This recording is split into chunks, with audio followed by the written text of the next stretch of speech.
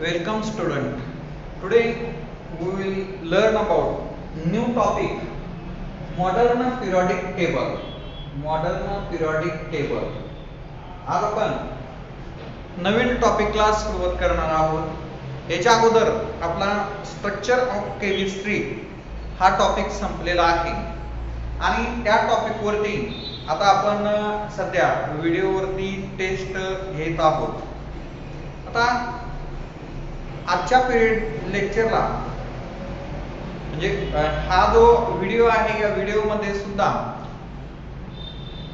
Structure of atoms या topic वरती taste आहे आणि त्या टेस्टचा कोड हा 80 आहे. 80 हा कोड आहे. ती टेस्ट तुम्ही सोडवायची आहे. ठीक आहे. याच्या अगोदरच्याही लेक्चरला आपण एक टेस्ट दिलेली होती. ते बऱ्याच विद्यार्थ्यांनी सोडवलेले आहे. आता त्यामध्ये काही विद्यार्थ्यांनी सोडवलेली नाही. आम्ही तुम्हाला नेहमी सांगतो की जर व्हिडिओ पाहिला तर तुमची प्रेझेंट लागते आणि व्हिडिओ जर नाही पाहिला तर तुमची ॲब्सेंटी लागते. जर प्रेझेंटी 75% पेक्षा कमी लागली तर तुम्हाला तुमची पटावरनं नाव म्हणजे शाळेतून नाव कमी करण्यात येतं पहा. तर त्यामुळं तुम्ही व्हिडिओ पाहत जावा की जेणेकरून कोणालाही अडचण येऊ नये. ठीक आहे. आज आपण नवीन टॉपिक सुरू करणार आहोत. केमिस्ट्री मधला नवीन टॉपिक सुरू करणार आहोत आणि तो टॉपिक म्हणजे modern periodic table. Modern periodic table. आता तुमच्या समोर हा पिरियडिक टेबल आहे किंवा चार्ट आहे. Periodic table of the elements long form. In periodic table we know that in periodic table there are 118 element. 118 element. Out of 118 element, some are metals, non-metals and metalloids. Metals, non-metals and metalloids. आता यामध्ये आपण periodic table मध्ये जर पाहिलं तर त्या periodic table मध्ये काही मेटल्स आहेत, नॉन मेटल्स आहेत आणि मेटॅलॉइड्स आहेत. आता तुम्ही 10वी पर्यंत मराठी मीडियमचे मुलं त्याला धातू, अधातू आणि धातू सदृश्य असं तुम्ही म्हणत होता. आता ते मराठी जे नेम आहेत ते थोडंसं विसरायचं आणि इंग्लिश मध्ये आपण त्याला मेटल, नॉन मेटल आणि मेटॅलॉइड्स असं म्हणतो. पिरियडिक टेबल मध्ये in all 118 elements they divide into 4 block. S block, P block, S block, P block, D block and F block element. S block, P block, D block and F block element. In S block elements, last electrons are enter in S orbitals. Such elements are termed as S block element. Last electrons are enter in S subcell or orbitals are termed as S block element. P block element. Last electrons are enter or present in P subcell or P orbitals are termed as P block element. P block element. And last electrons are enter in penultimate of D orbitals are termed as D block elements and F block elements. Periodic table मध्ये आपण जर पाहिलं तर शेवटचा electron जो आहे, शेवटचा electron हा S ऑर्बिटल मध्ये जर प्रेझेंट असेल किंवा नवीन इलेक्ट्रॉन हा S ऑर्बिटल मध्ये शेवटचा जर इंटर होत असेल तर त्याला S ब्लॉक एलिमेंट्स असं म्हणतो. शेवटचा इलेक्ट्रॉन किंवा व्हॅलन्स सेल मध्ये म्हणा किंवा आउटर ऑर्बिटल सेल मधला इलेक्ट्रॉन म्हणा, हा जर p ऑर्बिटल मध्ये असेल तर त्याला p ब्लॉक एलिमेंट्स असं म्हणतो आपण. आणि d मध्ये असेल तर त्याला d ब्लॉक आणि f मध्ये असेल तर त्याला f ब्लॉक एलिमेंट्स असं म्हणतो. f block elements. In periodic table the horizontal rows are termed as period. Horizontal rows are termed as period. तुम्हाला क्वेश्चन विचारले, डिफाइन द पिरियड और define the groups. Horizontal rows are termed as period. There are 7 period. 1, 2, 3, 4, 5, 6, 7. And vertical columns are termed as groups. Vertical columns are termed as group. There are 1 to 18 group. 1 to 18 group. Periods 1 to 7 and groups 1 to 18 group. 1 to 18 group. आता यामध्ये आपण periodic table मध्ये जर आपण पाहिलं तर ह्या ज्या आडव्या लाईन आहेत त्या आडव्या लाईनला आपण पिरियड म्हणतो. आडव्या लाईनला पिरियड म्हणतो. यामध्ये पिरियड 1 2 3 4 5 6 7 7 पिरियड आहेत. आणि जे वर्टिकल कॉलम आहेत उभे कॉलम आहेत त्या उभ्या कॉलमला आपण या ठिकाणी ग्रुप्स म्हणतो. ग्रुप्स आणि ते group 1 2 3 4 5 6 7 8 9 10 11 12 13 14 15 16 17 and 18 group present in periodic table. ठीक आहे. आता यामध्ये जर आपण पाहिलं तर S ब्लॉक एलिमेंट जे आहे S block element group first and second group of elements are termed as S block element. S block element first and second group of elements are termed as S block elements. First group of elements are termed as alkali elements or alkali metals, and second group of elements are termed as alkaline earth element or alkaline earth metal. And group 3 to 12 group of elements are termed as transition elements or D block elements. Transition elements or D block elements. And group 13 to 18 group of elements. 13 to 18 group of elements. These groups are termed as P block elements. P block elements. ठीक आहे. म्हणजे आता पहा यामध्ये increasing energy अशा पद्धतीने हे elements arrange केलेले आहेत आणि अरेंज केलेले असून त्यामध्ये पहिला ग्रुप आणि दुसरा ग्रुप जो आहे याला S ब्लॉक एलिमेंट्स म्हणतो. आणि S ब्लॉक एलिमेंट्स मध्ये यामध्ये हायड्रोजन जर त्यामधून एक्सेप्ट हायड्रोजन हे जे बाकीचे एलिमेंट्स आहेत हे सर्व एलिमेंट हे मेटल आहेत आणि lighter metal more reactive metal आहे. लाइटर मेटल आणि मोर रिएक्टिव्ह मेटल्स आहेत. कुठले हे फर्स्ट ग्रुप मधला हायड्रोजन सोडून बाकी लिथियम पासून फ्रान्सियम पर्यंत आणि बेरिलियम पासून रेडॉन पर्यंत हे जे एलिमेंट्स आहेत ते लाइटर मेटल लाइटर एलिमेंट किंवा लाइटर मेटल किंवा मोर रिएक्टिव्ह मेटल आहे. त्यानंतर मेटल हे D block element group 3 to 12 तिसऱ्या ग्रुप पासून 12व्या ग्रुप पर्यंत हे जे 10 एलिमेंट्स आहेत किंवा 10 ग्रुप आहेत त्या 10 ग्रुपला आपण डी ब्लॉक एलिमेंट्स म्हणतो. D block elements. आणि हे जे 10 ग्रुप आहेत ग्रुप 3 टू 12 याला डी ब्लॉक एलिमेंट्स म्हणतो आणि हे सुद्धा सर्वचे सर्व मेटल आहे आणि हे हेवी मेटल आहे.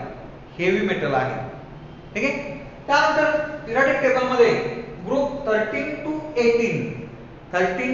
18 हे जे ग्रुप आहे 13 टू 18 म्हणजे boron carbon nitrogen oxygen fluorine आणि हिलियम हे जे पहिले एलिमेंट्स आहेत या एलिमेंट्स मध्ये ग्रुप 13 टू 18 हे याला पी ब्लॉक एलिमेंट्स म्हणतो. आता पी ब्लॉक एलिमेंट्स मध्ये काही मेटल्स आहेत काही नॉन मेटल्स आहेत आणि काही मेटलाइट्स आहेत. मेटल नॉन मेटल आणि मेटलाइट्स. आता जनरली कसं असते पहा यामध्ये हे जे टॉपचे एलिमेंट्स आहेत हे नॉन मेटल्स आहेत आणि नॉन मेटलिक कॅरेक्टर जे आहे जसं आपण इकडे बॉटम कडे जाऊया तसं नॉन मेटलिक कॅरेक्टर हे डिक्रीज होत जातात आणि मेटलिक कॅरेक्टर हे इन्क्रीज होत जातात. म्हणजे नॉन मेटल्स आहेत त्यानंतर मेटलाइट्स आणि नंतर मेटल्स. आता यामध्ये 13 ग्रुप ऑफ एलिमेंट्स आपण जर पाहिला 13 ग्रुप ऑफ एलिमेंट किंवा यामध्ये पिरियडिक टेबल मध्ये आता यामध्ये साधारण व्हायलेट कलर जो दिलेला आहे बॉक्सला याला सेमी मेटल किंवा मेटलाइट्स म्हटलेलं आहे. ते एलिमेंट्स कुठले आहेत इथून सुरुवात होते पहा ॲल्युमिनियम पासून ॲल्युमिनियम जर्मेनियम अँटिमनी आणि पोलोनियम हे जे एलिमेंट्स आहेत या कलरचा जो एलिमेंट्स आहेत हे एलिमेंट हे मेटलाइट्स आहेत. हे मेटलाइट्स आहेत. हे नॉन मेटल आहेत. हे जे एलिमेंट्स आहेत हे नॉन मेटल्स आहेत आणि काही मेटल्स आहेत हे बॉटमचे एलिमेंट्स आहेत. बॉटमचे एलिमेंट्स हे नॉन मेटल्स मेटल्स आहेत. म्हणजे मेटॅलिक कॅरेक्टर जे आहे हे metallic character is increases from top to bottom in group मध्ये जसं आपण बॉटमला जाऊया तसं त्या ठिकाणी मेटॅलिक कॅरेक्टर जे आहे ते मेटॅलिक कॅरेक्टर हे इन्क्रीज होत जातं. मेटॅलिक कॅरेक्टर हे इन्क्रीज होत जातात. आता त्यामध्ये आपण जर पाहिलं डी ब्लॉक एलिमेंट्सला आपण ट्रान्झिशन एलिमेंट्स म्हणतो.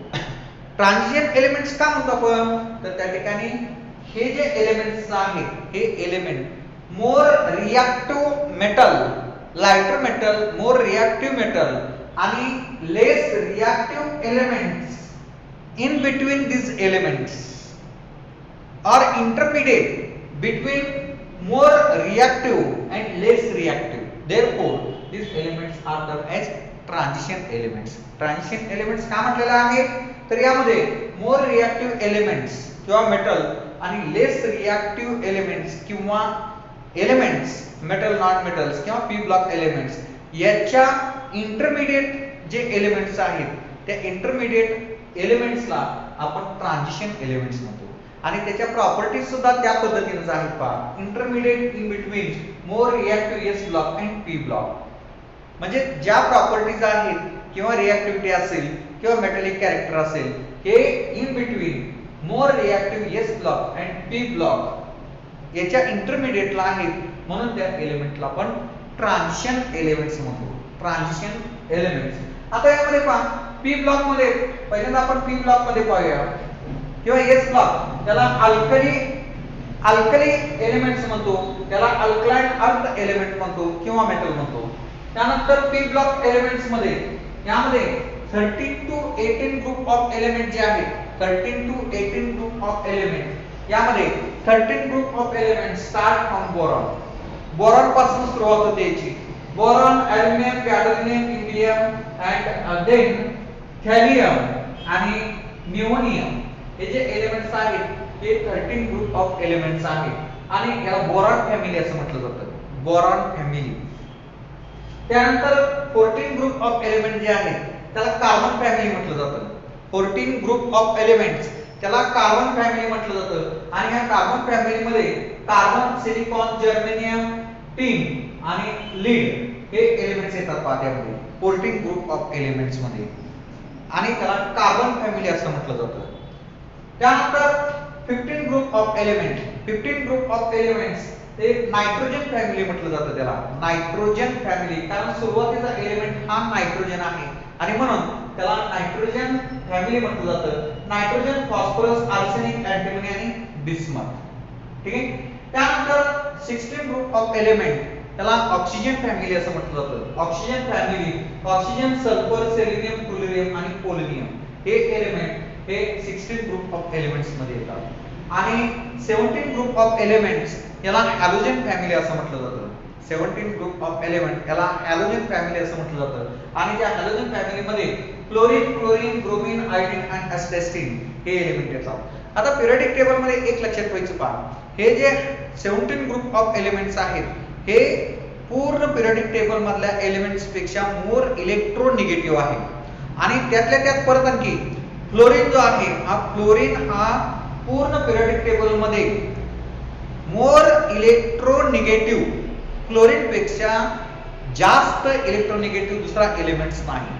फ्लोरीनच हा मोर इलेक्ट्रोनिगेटिव्ह एलिमेंट्स आहे आणि नेहमी म्हणून त्या ठिकाणी त्याच्यावर मायनस चार्ज असतो पहा. ठीक आहे. आणि त्यानंतर 18 group of elements. 18 group of elements किंवा त्याला इनर्ट गॅस एलिमेंट्स असं म्हणतो आपण. इनर्ट गॅस एलिमेंट्स यामध्ये helium, neon, argon, krypton, xenon आणि radon. Helium, neon, argon, krypton, xenon आणि रेडॉन हे जे एलिमेंट्स आहेत या एलिमेंटला 18 ग्रुप ऑफ एलिमेंट्स असं म्हटलं जातं किंवा त्याला inert gas element, inert gas elements असं म्हटलं जातं. आता याला इनर्ट गॅस एलिमेंट का म्हटलेलं आहे तर हे गॅसेस स्टेट मध्ये आहे. ऑर्डिनरी टेम्परेचरला हे गॅसेस स्टेट मध्ये आहे आणि त्याची आउटरमोस्ट ऑर्बिटल जे आहे आउटरमोस्ट ऑर्बिटल हे कम्प्लिटली फुलफिल आहे. म्हणजे थोडक्यात त्याचं ऑक्टेट जे आहे ते ऑक्टेट हे कम्प्लिटली फुलफिल आहे आणि म्हणून ते ऑर्डिनरी टेम्परेचरला कसल्याही रिएक्शन मध्ये भाग घेत नाही, ऑर्डिनरी टेम्परेचरला कसल्याही रिएक्शन मध्ये भाग घेत नाही, किंवा ऑक्सिडायझिंग एजंट असेल किंवा रिड्युसिंग एजंट असेल किंवा ऍसिड बेस असेल, याचा कसल्याही प्रकारे या नोबल गॅस एलिमेंट्स वरती किंवा इनर्ट गॅस एलिमेंट्स वरती इफेक्ट होत नाही। याला इनर्ट गॅस एलिमेंट्स म्हटलं जातं, नोबल गॅस एलिमेंट्स म्हटलं जातं, पूर्वी त्याला झिरो ग्रुप ऑफ एलिमेंट्स म्हणत होते किंवा रेअर गॅस एलिमेंट्स असं म्हटलं जातं। म्हणजे हे जे इनर्ट गॅस एलिमेंट्स आहेत त्याला इनर्ट गॅस म्हटलं जातं, रेअर गॅस म्हटलं जातं, नोबल गॅस एलिमेंट्स म्हटलं जातं, किंवा त्याला पूर्वी झिरो ग्रुप ऑफ एलिमेंट्स म्हटलं जात होतं आणि आता त्याला 18 ग्रुप ऑफ एलिमेंट्स किंवा इनर्ट गॅस एलिमेंट्स असं म्हटलं जातं, कारण त्याचं आउटरमोस्ट ऑर्बिटल जे आहे हे कम्प्लिटली फुलफिल ऑर्बिटल आहे।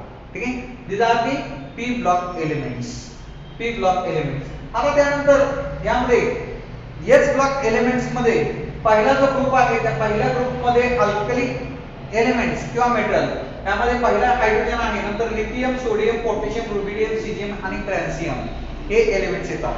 त्यानंतर दुसरा जो ग्रुप आहे त्याला अल्कलाइन अर्थ एलिमेंट्स असं म्हटलं जातं आणि अल्कलाइन अर्थ एलिमेंट्स मध्ये barium, magnesium, calcium, strontium, barium आणि रेडियम हे एवढे एलिमेंट्स आहेत पहा यामध्ये, आणि हे सर्वचे सर्व मेटल्स आहेत एस ब्लॉक एलिमेंट्स मध्ये आणि लायटर मेटल्स आहेत। त्यानंतर group 3 to 12 group of elements are termed as transition elements or D block elements, D block elements किंवा transition elements असं म्हटलं जातं। आता हे जे transition elements किंवा D block elements आहेत यामध्ये पहिली जी सिरीज आहे स्कँडियम पासून झिंक पर्यंत, scandium, titanium, vanadium, chromium, manganese, iron, cobalt, nickel, copper आणि झिंक हे जे 10 एलिमेंट्स आहेत या 10 एलिमेंटला 3D सिरीज असं म्हटलं जातं, 3D सिरीज किंवा फर्स्ट ट्रान्झिशन सिरीज असं म्हटलं जातं, फर्स्ट ट्रान्झिशन सिरीज किंवा 3D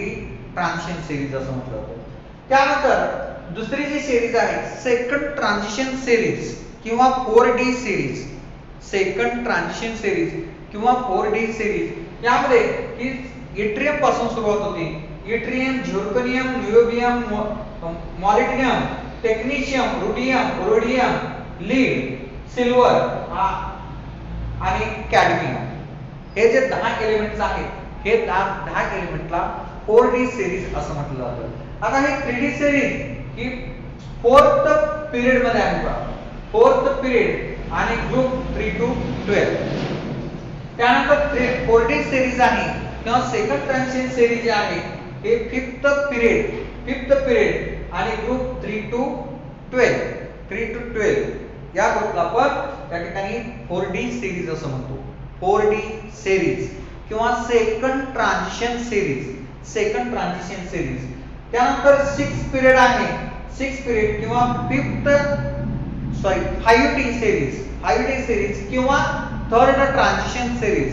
ही जे सुरुवात होती याची सुरुवात लॅन्थनम पासून होती आणि लॅन्थनम पासून मर्क्युरी पर्यंत याला आपण 5D सिरीज असं म्हणतो किंवा थर्ड ट्रान्झिशन सिरीज। त्यानंतर यामध्ये fourth transition series start from actinium आणि एंड्स फ्रॉम कॉपरिनियम हे 10 एलिमेंट्स त्यामध्ये येतात पहा। ठीक आहे, these are the D block elements or transition elements। आता आपल्याला पहा 11th स्टँडर्डला हा मॉडर्न पिरियडिक टेबल हा एक टॉपिक आहे। त्यानंतर एस ब्लॉक हे फर्स्ट आणि सेकंड ग्रुप ऑफ एलिमेंट याचा स्टडी आपण 11th स्टँडर्डला करतो आणि पी ब्लॉक मध्ये 13, 14 आणि 15 ग्रुप हे आपण 11th स्टँडर्डला पाहतो आणि 12th स्टँडर्डला त्यामध्ये 16, 17 आणि 18 ग्रुप, 16, 17 आणि 18 ग्रुप, त्यानंतर डी ब्लॉक आणि एफ ब्लॉक हा स्टडी करतो। म्हणजे या 2 वर्षामध्ये 11वी आणि 12वी या 2 वर्षामध्ये आपल्याला पूर्ण पिरियडिक टेबल मधल्या एलिमेंटचा स्टडी करायचा आहे पहा, पूर्ण पिरियडिक टेबल मधल्या एलिमेंटचा स्टडी करायचा आहे आणि म्हणून सुरुवातीपासूनच आपण बेस जो आहे तो बेस पक्का आपला पाहिजे तरच त्या ठिकाणी आपल्याला त्याची मार्क मिळतील। कारण तुम्हाला 12वी नंतर सीईटी द्यायची, नीट द्यायची किंवा जेईई द्यायची, त्यामुळं सीईटी असेल किंवा नीट असेल तर त्याला 11वीचा सुद्धा सिलेबस असतो आणि 11वीचा सिलेबस असल्यामुळं हा जो पिरियडिक टेबल आहे हा पिरियडिक टेबल अतिशय महत्त्वाचा आहे आणि या पिरियडिक टेबल वरती माझ्या मते 11वीला 3 टॉपिक आहेत आणि 12वीला 2 टॉपिक आहेत. टोटल पिरियडिक टेबल मधल्या एलिमेंटचा स्टडी हा 5 टॉपिक मध्ये विभागलेला आहे आणि या 5 टॉपिकचा स्टडी हा तुम्हाला करायचा आहे. जर तुम्हाला सीईटी, नीट आणि जेईची परीक्षा द्यायची असेल आणि चांगले मार्क मिळवायचे असतील तर ठीक आहे. आणि त्यासाठी महत्त्वाचं कसं असते का यामध्ये तुम्हाला ब्लॉक महत्त्वाचा आहे. ब्लॉक माहित पाहिजे, त्या ब्लॉक मध्ये कुठले एलिमेंट येतात आणि काय येतात हे माहित असणं आवश्यक आहे. त्यानंतर इलेक्ट्रॉनिक कॉन्फिगरेशन ॲटॉमिक नंबर दिल्यानंतर तुम्हाला इलेक्ट्रॉनिक कॉन्फिगरेशन लिहिता यायला पाहिजे.